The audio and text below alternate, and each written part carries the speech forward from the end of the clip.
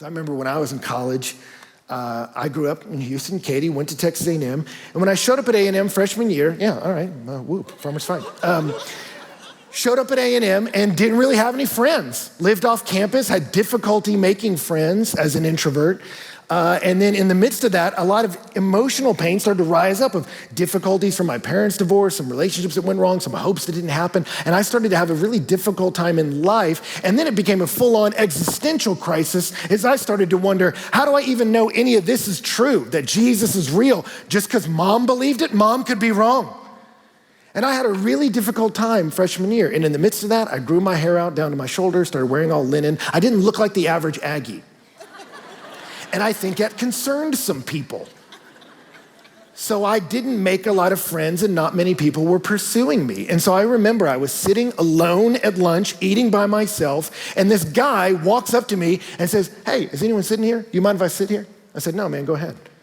And he sits down at my table and then he starts to talk to me, just initiates a conversation. "Hey, are you a student? Oh, how's it going? What are you studying? Do you like that? What are you doing?" And he starts just talking to me, just being friendly. And in the midst of that, he started to sprinkle in things like, "Oh man, so you involved in any organizations? You go to like a church around here?" And he started to sprinkle in kind of Christian-y language. And as someone who grew up around Campus Crusade for Christ, I'm like, I know what this is. This guy's trying to lead me to Jesus. I didn't tell him I was already a Christian. I was like, let's see how he does. He's off to a good start. And I was just evaluating him, being a little mysterious, some cagey. And he starts to kind of carry the conversation on, but then it gets interrupted by this other guy. This other guy walks up that apparently knew us both. And this other guy walked up and was like, "Hey guys," and he was like, looked at me and he said, "Hey Ben, have you ever been to Breakaway?" And I said, "No, I don't know what that is."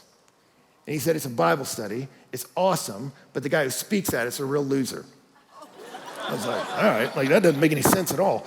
And then I'm looking at this guy who'd been visiting me, we're like, "Do you understand that sentence?"